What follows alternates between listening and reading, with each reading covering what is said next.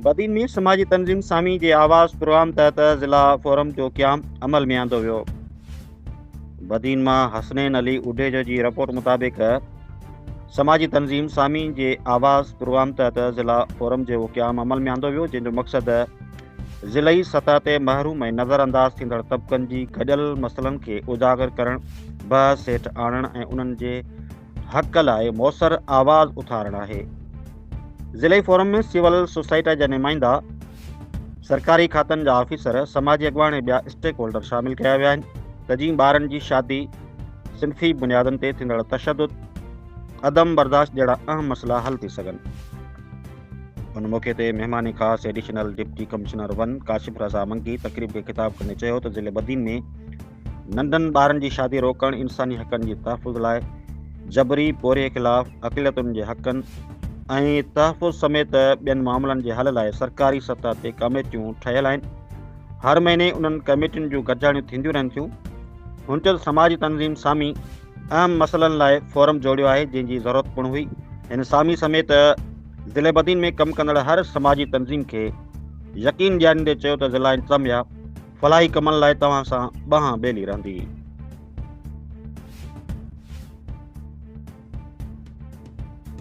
बदीन जे माण्हुनि लाइ जाखोड़ कंदड़ का बि तंज़ीम पाण खे अकेलो न सम्झे। डिस्ट्रिक्ट एडमिनिस्ट्रेशन तव्हां सां गॾु आहे।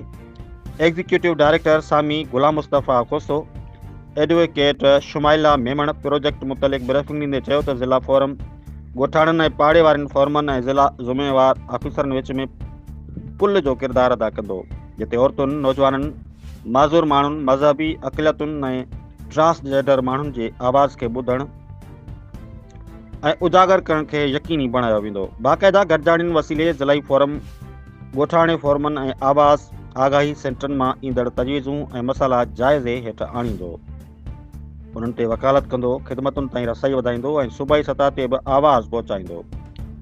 बदीन ज़िले में सामी फाउंडेशन बदीन ऐं केयर पाकिस्तान जे सहकार सां आवाज़ प्रोग्राम जारी आहे।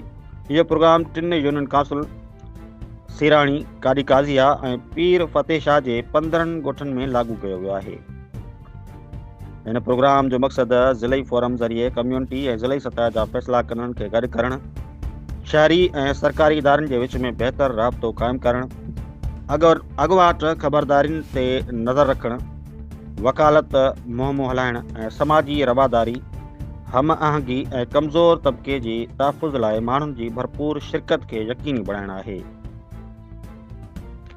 डिस्ट्रिक्ट फोरम गरजाणी में additional director social welfare Abdul Ghaffar Khoso, information officer Irfan Ali Junejo, DSP police Mohammad Khan Soomro, Sami communication officer Imran Junejo, assistant तहलका education officer Abdul Fatah Junejo, project officer Naeem Ahmed advocate, Kamran Khawaja, project manager LHDP Mohanlal Vermani, Sarang Naeem Memon, Sajjad Dars, media नुमाइंदनि ऐं ॿियनि ऑफिसरनि, समाजी तंज़ीमुनि जे नुमाइंदनि पिणु शिरकत कई।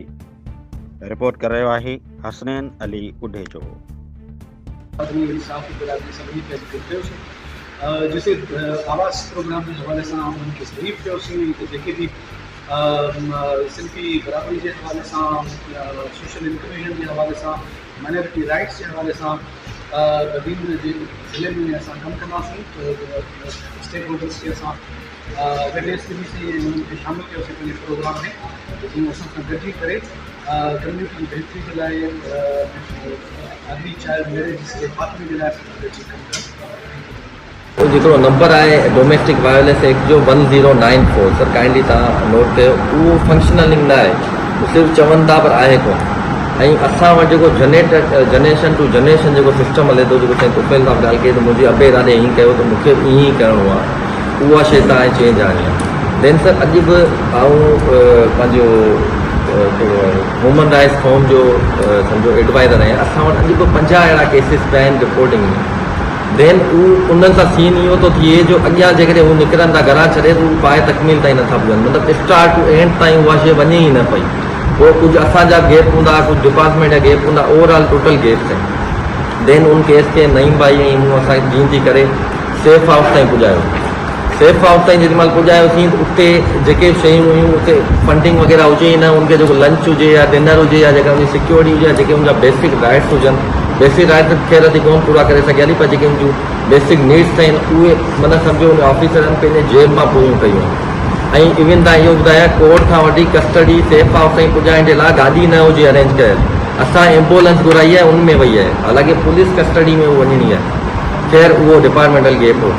जेकॾहिं सेफ हाउस में का अरेंजमेंट न आहे त ब्यूरोक्रेसी जो गेप आहे। पर देन मुंहिंजो चवण जो मक़सदु इहो त जेकॾहिं पास फाइंदर या का बि ऑर्गेनाइजेशन ई सुठी ॻाल्हि आहे, अॻियां अचे थी सभिनी जे राइट जे लाइ ऐं बेसिक राइट जे लाइ उथे थी, पर उहो जेकॾहिं औरत खां अॻियां स्टार्ट वठे थी, फस्ट कदम जेकॾहिं खणे थी, फस्ट स्टेप वठे थी, त उनखे एंड ताईं वञी ॻाल्हायो पिए नईं भाई ऐं मूं जेकॾहिं वञी किथे ॻाल्हायो पिए, जेकॾहिं डिपार्टमेंट जे तव्हां या कंहिंखे तव्हां त सोशली ईअं ई दौड़ो पिया। मुंहिंजो चवण जो मक़सदु इहो जेकॾहिं पाण हिते सभु वेठा आहियूं, या को अहिड़ो ग्रुप हुजे या त हर माण्हू अथोराइज़ हुजे जेके ख़बर हुजे मुंहिंजे पार्टी जो कमु कहिड़ो आहे, मूं किथां खणी किथे छॾियो आहे, हाणे मुंहिंजो कमु ख़तमु आहे, हाणे अॻियां कंदो, त इन शइ खे थोरो इंश्योर कयो त जेकॾहिं केस स्टडी अचे थी या का शइ अचे थी त हुनखे सक्सेसफुली करिणो आहे। हर माण्हू खे पंहिंजे पार्ट जी ख़बर हुजे त हिन पार्ट खां वठी हेसिताईं पुॼाइणो आहे। ऐं जेकॾहिं केरु क्वेश्चन रेस करे थो असां वटि इहो असां जे हिकिड़े ॿिनि ॼणनि खे तंग कयो भई तव्हां त हाणे अथोराइज़ ई न आहियो, तव्हां त हाणे असांजो मतिलबु मथो खाई विया आहियो, तंग पिया कयो, असीं केॾा कंदासीं हिनखे। भई हिकिड़ो माण्हू आयो आहे, उनखे तव्हांखे कानूननि जा राइट्स आहिनि, उनखे पूरियूं करणियूं आहिनि उहे शयूं, त इहो आहे जो असां पोइ आखिर में डिस्कशन करे ऐं सोशल वेलफेयर ताईं गफ़ार साहिब जी महिरबानी जे पर्सनल एफर्ट्स वरिता, असां उन शइ खे पाए तकमील ताईं पुॼायो। शुक्र आहे जो उनजा वरी पेरेंट्स अची विया, उन पाण में राज़ीनामो थी वियो, बाय कंसर्न उहा शइ रिटर्न थी वई, न त टिल टूडे शायदि असां अॼु ॾींहं ताईं उन में एंगेज हुजूं या असां किथे न किथे उन शइ में असांखे गेप्स जेके हुजनि या असां ते अचनि या असां उनखे पूरा न करे सघूं। इहो रुॻो आहे, महिरबानी कयो साईं तव्हां केयर पंहिंजे तरफ़ां या कुझु